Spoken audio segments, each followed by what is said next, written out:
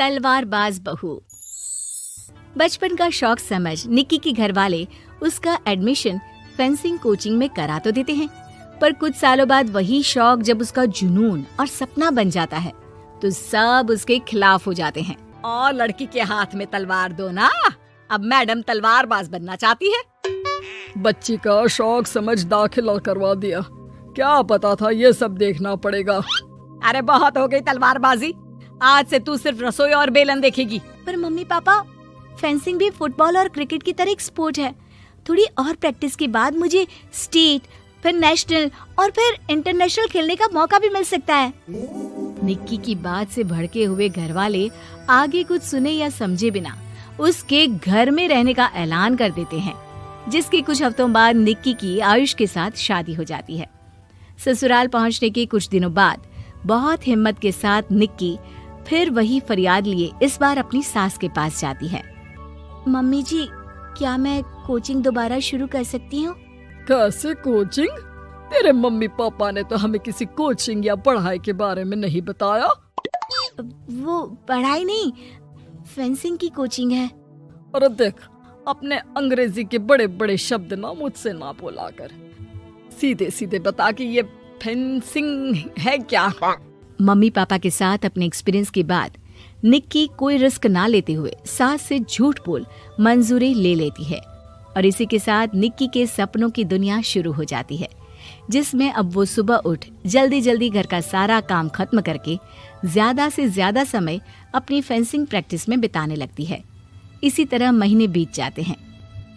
Wow, I can't believe, जो सपना एक बार नामुमकिन लग रहा था, आज मैं उससे सिर्फ 2 हफ्ते दूर हूँ। निक्की, तुम बहुत अच्छा कर रही हो, बस अपने फॉर्म को खराब मत होने देना, और नेशनल्स का मेडल तुम्हारे गले में आना पक्का है। इस बात को सुनकर निक्की नेशनल गेम की खुशी में झूमती हुई जैसे ही उस शाम घर पहुंचती है तो आयुष को पैर में प्लास्टर के साथ सोफे पर बैठा देख परेशान हो जाती है।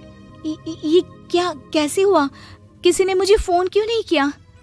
ऑफिस से आते हुए रास्ते में किसी ने टक्कर मार दी, इसलिए बहू कल से इसके ठीक होने तक तो कोचिंग से छुट्टी ले ले, डॉक्टर ने पूरा बेड रेस्ट बोला है। पति की हालत और सास की बात से हैरान परेशान निक्की आगे कुछ बोले बिना अपने कमरे में चली जाती है। अब मैं क्या करूंगी? दोनों तरफ मेरी जिम्मेदारी है, अगर एक भी पूरी नहीं की तो लाइफ में दोबारा सुकून की सांस नहीं ले पाऊंगी। सच बता दूं क्या? नहीं, अगर इन्होंने भी घर में कैद कर लिया तो बचा कुचा मौका भी खो दूंगी। भगवान, आपने मुझे कहाँ फंसा दिया। मन ही मन ये सब सोचते हुए निक्की घर के काम और पति की सेवा में लग जाती है। इसी तरह 1 हफ्ता बीत जाता है। बहुत सोचने के बाद भी जब कोई दूसरा रास्ता नहीं दिखता तो निक्की सबको फेंसिंग की सच्चाई बताने का फैसला करती है और सास और पति के पास आती है। मम्मी, आयुष, मुझे आप दोनों से एक बात करनी है। तुम्हें भी मम्मी की तरह गैस हो गई है क्या? तू भी बूढ़ी औरत की मजाक उड़ा ले। एक दिन जब तेरे बच्चे तेरा मजाक उड़ाएंगे ना तो मैं भी उनके साथ बैठकर हंसूंगी। घर का ये हंसता खेलता माहौल देखकर निक्की आगे कुछ बोल ही नहीं पाती।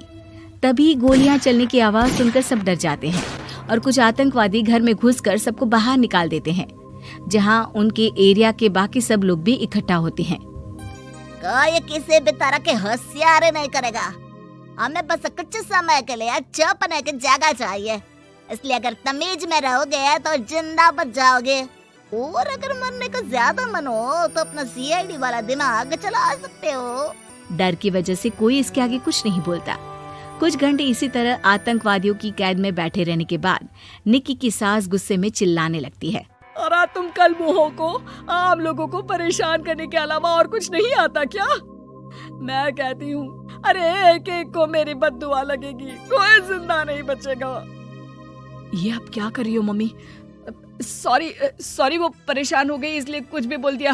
प्लीज इन्हें छोड़ दीजिए, आप कुछ नहीं बोलेंगी। अरे तू डरपोक की तरह इनसे माफी मांग रहा है, कुछ तो अपने पापा के गुण ले लेता। अगर आज वो यहाँ होते तो इतनी देर में सबका गला काट चुके होते। क्या मतलब? नहीं मम्मी, प्लीज दोबारा वही सब शुरू मत करना। आखिर कोई मुझे भी बताएगा कि बात क्या है। तेरे ससुर जी अपने समय के सबसे बेहतरीन और उम्दा तलवारबाज थे। कोई कितनी भी बड़ी बंदूक या कितने भी ज्यादा हथियारों के साथ उनके सामने क्यों ना आ जाए, सबको एक एक करके चित कर देते थे। वाह, ससुर जी और क्या क्या करते थे? निक्की का इंटरेस्ट देख सास उसे ससुर जी और उनकी तलवारबाजी की कहानियां सुनाने लगती है, जिन्हें बहुत देर तक सुनने के बाद अपने आप को रोक ना पाते हुए निक्की आखिर उनसे तलवार के बारे में पूछ ही लेती है। मम्मी जी, क्या पापा जी की वो तलवार आज भी आपके पास है? अरे इन्होंने अपने बेटे से ज्यादा उस तलवार से प्यार किया है तो फेंक कैसे देती, संदूक में संभाल कर रखी है। आयुष की बात सुन निक्की की आंखें चमक उठती हैं और वो सब कुछ भूल तलवार निकालने की बात कर बैठती है, जिसे सुन बाकी दोनों की आंखें फट जाती हैं। क्या बोला, जरा फिर से बोल। क्या कहानियां सुनकर तुम भी अपने आप को झांसी की रानी समझने लगी? यही समझ लो कि तुमने झांसी की रानी के साथ ही शादी की है। ओ मोहतरमा, जरा सपनों की दुनिया से बाहर निकल आओ और शांति से बैठ जाओ, आई बड़ी झांसी की रानी बनेगी।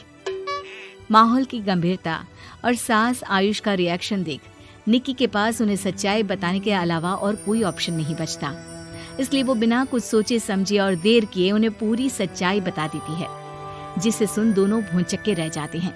और इसी के साथ अगले हफ्ते मुझे नेशनल्स खेलने का भी मौका मिला है, भरोसा कीजिए मैं कर सकती हूँ। निक्की की बातों से अभी तक सदमे में बैठे आयुष और सास उनकी तबीयत खराब होने का बहाना बनाते हैं और दवाइयाँ लाने के बहाने घर के अंदर जाने की बात करते हैं, जिस पर एक आतंकवादी भी उनके साथ घर के अंदर जाता है। निक्की दवाइयाँ लेने के बाद बाथरूम का बहाना बनाकर सास के कमरे में पहुंच जाती है। अब क्या बाथरूम भी साथ चलोगे?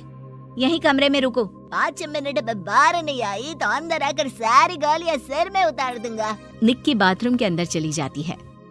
अब क्या करूं? तलवार कैसे निकालूं? मुझे किसी भी तरह इससे छुटकारा पाना होगा। सोच निक्की, जल्दी कुछ सोच। कुछ देर परेशान बाथरूम में इधर से उधर घूमने के बाद निक्की की नजर फर्स्ट एड बॉक्स पर पड़ती है और वो तुरंत उसमें से कैंची निकालकर उसे छुपाते हुए चुपचाप बाहर निकल आती है। हो गया तुम्हारा सारा नाटक खत्म, अब चुपचाप ये दवाइयाँ उठाकर बाहर चलो। ऐसा बोलकर जैसे ही आतंकवादी मुड़ता है, निक्की तुरंत उसकी गर्दन पर कैंची से वार कर देती है और उसकी बंदूक हाथ में लिए संदूक से तलवार निकालने लगती है, जिसके कुछ देर बाद वो घर के पीछे वाली खिड़की से बाहर निकलकर छुपकर एक एक करके सब आतंकवादियों पर वार करके उन्हें घायल कर देती है। अब सारे पब्लिक की कैद में आ जाते हैं। ये सब देखकर आयुष और सास के साथ सारे लोग दंग रह जाते हैं। सास का सर गर्व से ऊंचा हो जाता है। मेरी बहू सिर्फ नेशनल्स नहीं, इंटरनेशनल भी खेलेगी। हाँ।